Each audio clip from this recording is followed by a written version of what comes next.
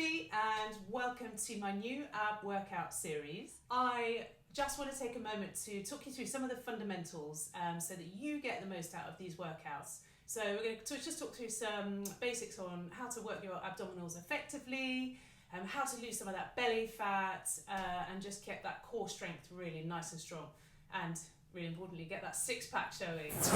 So clients often ask me, what's the best exercise to get a flat stomach, or how do I get rid of this belly fat? You know, what's the one move I should do?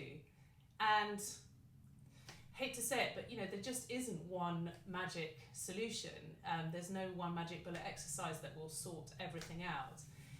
What we need is a combination of exercises and movement patterns that are going to really attack all aspects of the abdominals. A mix of isometric exercises, that's where you work really hard to hold still, so like let's say a plank, and then also combine with that isotonic exercises where you are moving, so let's say more like an ab crunch, so you're moving up and down, okay? The reason for this is because the abdominals is not just one muscle. You've got your rectus abdominis, so that's your six-pack. You've got your obliques here into the sides of your waist, and finally you've got your transverse abdominis, which is like a big belt that comes around and supports your spine, so that's the deeper kind of core muscle. So we need to work all of these in order to get a flat belly, a flat stomach, a six-pack, all those amazing things, and really, really importantly to get really good core strength. So the good news is that my ab workouts have this combination of movement patterns and mixture of holding and moving and different directions, so some twisting as well as straight lifting up and down, to really set you on the right road towards a flat stomach. So the format I've put together for these killer ab workouts is 5 exercises, 3 rounds. So you're going to work for 30 seconds, and round 1 you'll get 15 seconds rest between exercise. Round 2 you'll get 10 seconds rest between each exercise, and round 3 no rest, so we're going back to backs, 30 seconds, 30 seconds, 30 seconds times 5 exercises. Right, now I said before, I really want you to get the most out of these exercises, and I can't emphasize enough that the important thing here is to move with control, okay? This is really about controlled movement focused in the ab area. So for example, we want to reduce our reliance sometimes on momentum. So let's say we start going really fast in our ab crunches, and we're using that because we built up some speed, we're using the momentum rather than the actual strength from here, the muscles here to lift us up and down.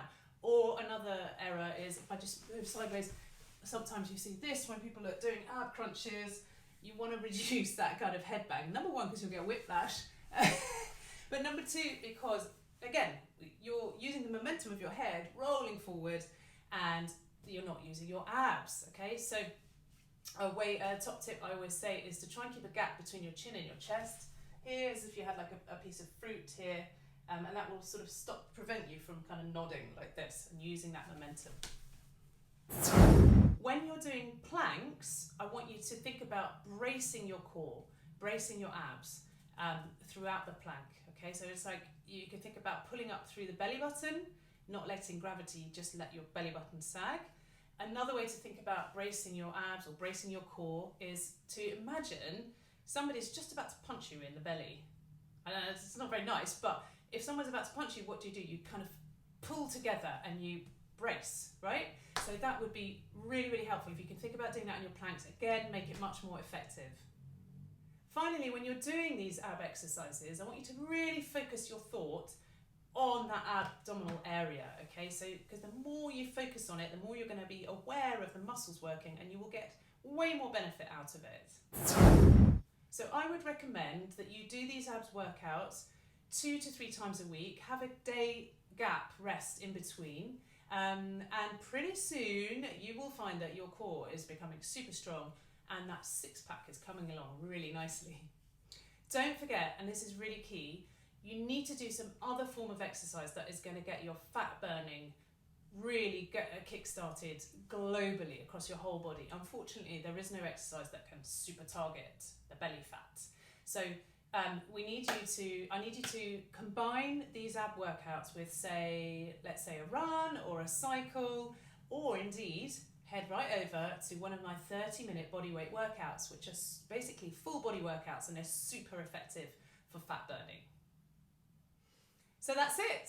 Go ahead and get stuck in, and make sure you let me know how you get on. Leave me a comment in the comment box.